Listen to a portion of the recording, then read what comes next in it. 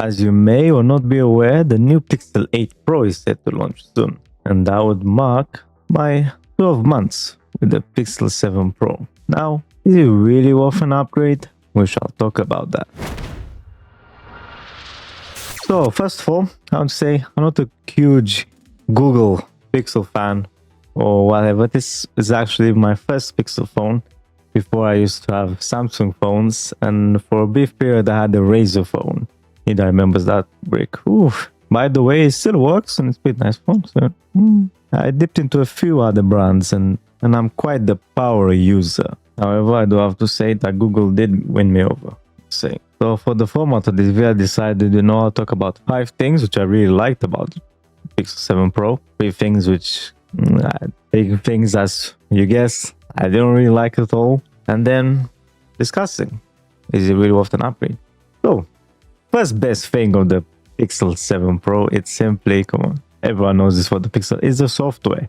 It's simply that you're running the latest Android version, pretty much first than everyone else. And it's so fluent and clean, and it just works. Like before, I used to use Nova Launcher. That's all if anyone knows. Comment down below if you know Nova Launcher. And I used to customize my home screen quite a bit. But the Pixel 7 Pro, I decided, you know what, I'll just leave the default. Let's try the Google UI. And I mean, it's clean and nice, it's customizable. Huge plus. It works pretty well. Now, most of the things I like, technically, will be categorized into software. Because I mean, that's what the Pixel is. It's literally glorified software galore. It's like all the features, all the new things. That's the deal of the phone. So the second is all the smart features like the AI, like for example, when you visit the web page, and let's say, on this one you can, let's say you can select to copy the text, but what you can do is when you have a view like this, is you hold it and you can actually copy it. And I know believe Samsung phones now have that as well, and pretty much in this workarounds and Android to do it. You get in the phone, set to go, and my mom with a Note 10 is still very jealous of me, just simply because of this one feature. And let's not forget about all the smart camera stuff and the adaptive battery, the auto rotate based on your face, and simply when you record your voice, it's perfect. I could write a YouTube script or something just using my voice. I could write a paper just using my voice, technically. So, and it's so accurate, like insanely accurate. And that brings me to the number 3, is that in the Pixel lineups are the only phones that really are designed as phones, crazy, right? But what I mean is, there's so many features designed about what you do with the phone. Call someone. There's so many features when you are calling, or you are sending messages, or you are communicating. And there's so many things that make that super, super easy. Like all these really smart prompts. Now you can have, I'm not going to talk about the Pixel 8 Pro features. Let's skip to Pixel 7 Pro, which right now has, for example, let's say you can't answer a call and you can't talk verbally, but you can still text. Well, you can text and have the AI say what you're texting someone. And then there's the things like that, really. And the microphone sounds good. It's like, it's focusing on the things what the phone was first designed to talk with people, to communicate, and it's weird because now every phone is like, oh, it has the best camera, oh, it has the best thing, use software to do this and that, be this powerhouse. But at the end of the day, don't get me wrong, those matter. Yeah, let's be honest, they do. People talk about it. So number 4, the cameras. Yeah, of course I'll talk about cameras. Come on. Everybody, I think nowadays, when they talk about the phone, they talk about the cameras. And the cameras on the Pixel 7 Pro are amazing, I would say. It's just how quickly you can snap a picture. I love the 4K 60. And yes, I'll be fair, at the beginning, when the phone firstly launched, it was a bit of trouble with recording. It will overheat really quickly, but with some few software updates, it became better. And the thing is, this thing with bugs and then a software comes along a while later that fixes it is the most common thing with the Pixel phones. I think you'll encounter it a lot more than you see it on that phone, simply because of how many updates there are and it gets. So that means I have this phone for about 12 months. I think that means 4 Pixel drops, right? So that drives me to number 5. Pixel drops. it's super cool, getting new features that, in other phones you have to pay for the next phone to get it, Apple. And, getting those features for free for free. I mean, you paid for the phone before, right?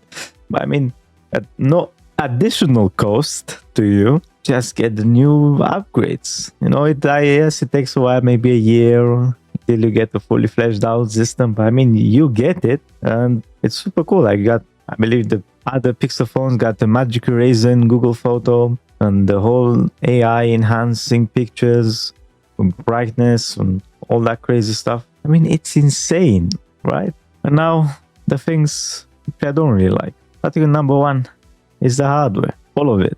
Because the thing is, there's a huge trade-off, in my opinion. It's pretty much extremely good software, hardware. Well, I mean, it's simply the quality of materials, quality of components and everything. There seems to be a lot of cutting around the edges. That makes sense. And sometimes it goes pretty deep. Like the Pixel 7 Pro, I guess it gives a premium feeling. I mean, I have it in a case. Maybe it doesn't look the most premium phone like, but I take really good care of it. And I'm not the type of person that runs, unprotected. Yes, use protection on your phone. So it's not like I dropped it in a crack. But I mean, there's been so many issues with the 7 Pro, like people reporting that the camera literally cracked, like this screen over here cracked by doing nothing. It just cracked. Maybe you apply a little bit pressure like this and it just cracks. And I think you also seen the jerry rig everything where it just, it doesn't scream quality. I don't mean its robustness or its durability. I mean simply quality of the materials. And like recently I had this issue, and I don't think it's software. I think it's hardware. Where I was taking a picture on something on the desk. So my phone is like this, right? I'm trying to get a top-down view of a document. Yeah? All right. So my phone is like this. I take the picture. My picture is upside down. I look for this. I seen threads on the Pixel 6 that this thing happens. And apparently it's the accelerometer going bonkers. You know what the recommendation was? What fixed it for most people was to hit your phone. Was the fix? To hit your phone. So yeah, I'm not gonna lie, I checked my phone against the bed a few times, give it a little spank, shake, everything. And I also cleared the cache and the storage on my camera app. And when I took the next photo, like this, yes, my image came out sideways. What? I was like, what is this? And I found out it is the accelerometer. Because if I take a picture like this, it's fine. If I take it like this, it's fine. If I take it like this, it's fine. If I take it like this, no, it's not fine. It's like I bend the law. It's like my phone is like this. Like the accelerometer thinks when I do this that my phone is like this or like that. What? And the thing is, it's really annoying because I had to send a couple of pictures and I had to re-edit all of them and like put them. I mean, it doesn't take the longest time. But when you have like 3-4 pictures and you have to go into each one of them, like flip, go upside down, save, go flip upside down, save. It's like, what? And I think even now, if I take a picture, hold on, okay. Now let's do it like this. Literally, I took a picture like this. I'm kidding you not. And the picture came across like this, right? Okay, picture taken. It's sideways, all right? Okay, another picture. Hold on, snap. It's sideways. And the thing is, I had one, it's upside down. Like, what? And the thing still happens, and I don't have a fix for it. I smacked it like so many times, and I don't want to do it anymore. It's not like I dropped my phone and now it doesn't work. No, this phone, all it is literally table, pocket, bed for the last few months. Like, it's either in the pocket, sitting on like being on my table, or in the bed. Like, there's no place for it to go. Like, and there's people having this issue, and it's not fixed. It's not fixed. So I don't know. Is it software? Can it be fixed with software? Is it hardware? Like, maybe with software, some AI, and it's like, oh crap, this picture is upside down. Maybe it should be this way. But I mean, it's really annoying because as soon as my phone enters I think it's not even 180 degrees. I'm pretty sure that even before it, even it's like this, it will still do it. Although maybe not. It's weird. Okay, I have my keyboard, I have my hand. All right, it's the right way it should be. Okay, again, maybe I can do it like this. Yeah, I can do it like this so you can see it, right? So I snap the picture, and I think I was about to say that is the right way. No, it's upside down. How do I know? The crown, it's on the other side when you look at the image. So this, I actually took it. You saw it.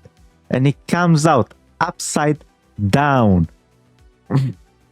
Is things like this. I kind of, and it's a camera app. I suppose every time you want to take a picture or something, it needs to be like this. Otherwise, yeah, good luck. You know, good luck. Which brings me to the other thing, which I dislike. Battery. This phone has a 5,000 milliamps battery. Let me tell you, I think compared to all the other phones out there with the 5,000 milliamps battery, it's not even close. Like, I sent this battery test with like other flagships, and the Pixel 7 Pro came last.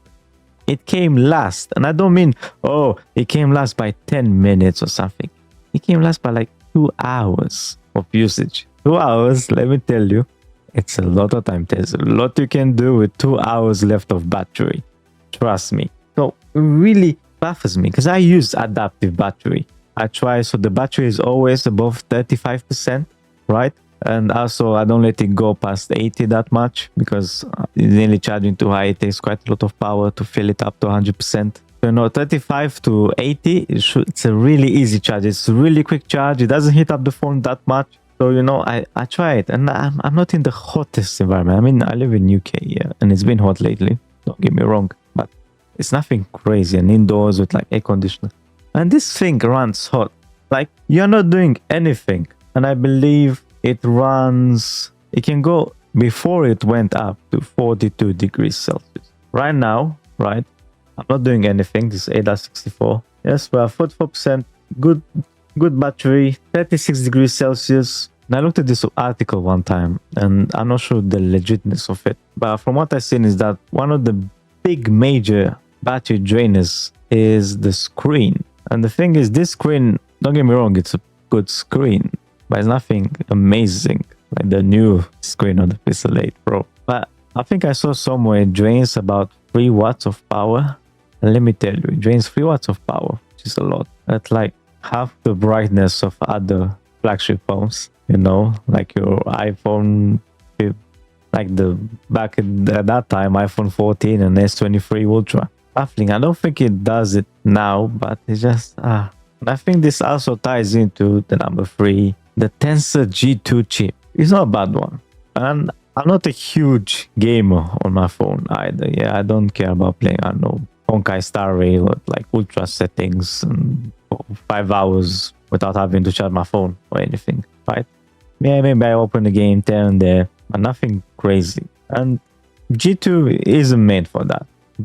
I mean, the processor, as we all know, it's all about the AI stuff, right? All these AI features, camera enhancers, all these smart things that it knows with your phone. It's baked into that chip. There's not really much processing power, any intense graphical applications or something, right? And I don't think it's really that efficient in terms of battery too. That brings me to the third part of the video, which is upgrade or not upgrade. Well, if you paid attention to my I disliked, I think it's a way, even though I had 3 things, it was much longer than the 5th one. So, well, no, we love to talk about the negative things for longer than the positive things, right? Human nature. The Pixel 8 Pro supposedly should fix all of the things that I noted.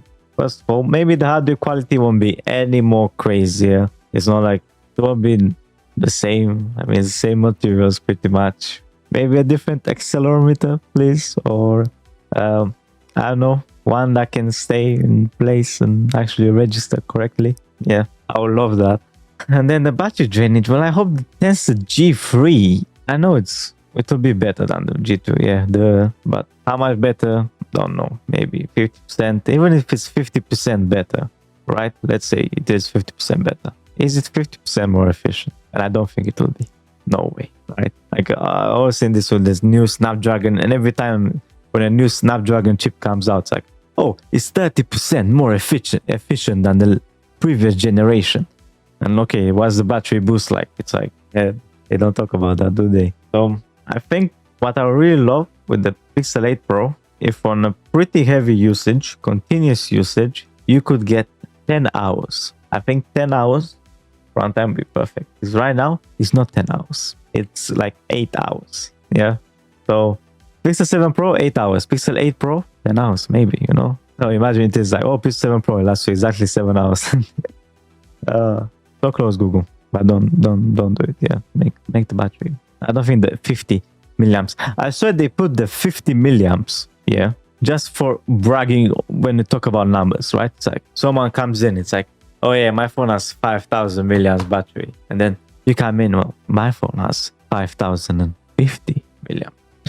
In real world, I think that scenario lets you 10 minutes of battery, give or take, 10 minutes. Yeah, I'm not too sure on phones. I'm not tech savvy into phones a lot. I think I'll give you 10 minutes.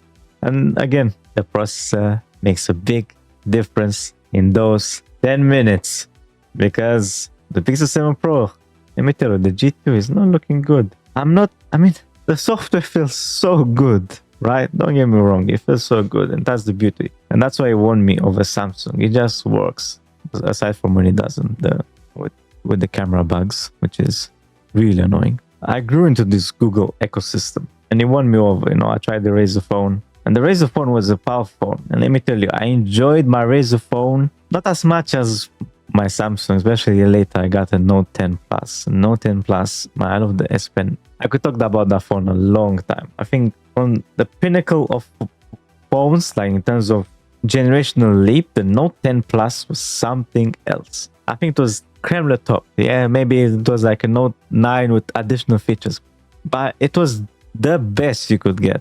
And again, with the Razer phone, it was the first phone which I had the Snapdragon chip, because on the Samsung phones they used to have Exynos chips, especially in UK. They couldn't get hold on the Snapdragon counterpart, and we all seen that the Exynos was severely worse than the Snapdragon. And I'm here for now. This is what happens to the Pixel phone, is that the G2 is still the G chip, however you want to call it. It's in its infancy, really. It's maturing over time. I mean, Snapdragon is a behemoth at this point, but I think what holds the phone, well, the G chip houses all the cool features that makes the Pixel a Pixel phone, correct? But also the drawback in power, in efficiency, and it's a phone tailored for phone usage. So what Google gets right is that they made a phone, right, that focuses on calls, that focuses on the interaction. It bridges the gap, makes it so much quicker to interact, either by your voice, Google Assistant, and like in calls, communicating with people quickly and saving you time. You know, sending pictures across, blah, blah, blah, all that stuff. And everything was fluently, like your apps open nicely and all of that. And now this enhanced feature, so you don't have to spend, I don't know, 1 hour editing a picture. You can just put, oh, I want the light here, I want this, remove this, just draw over, and it's like done, you know. Like it saves so much time. Now I have to open, oh, let me open Photoshop, let me drag the file, and like so many things. It makes it so easy. But at the same time, how can I use all these cool features, Google, for a long time if the battery just I got used to this point where I carry a power bank no matter what. Yeah, if I'm going for 3 hours and my phone is 100%, I carry a power bank.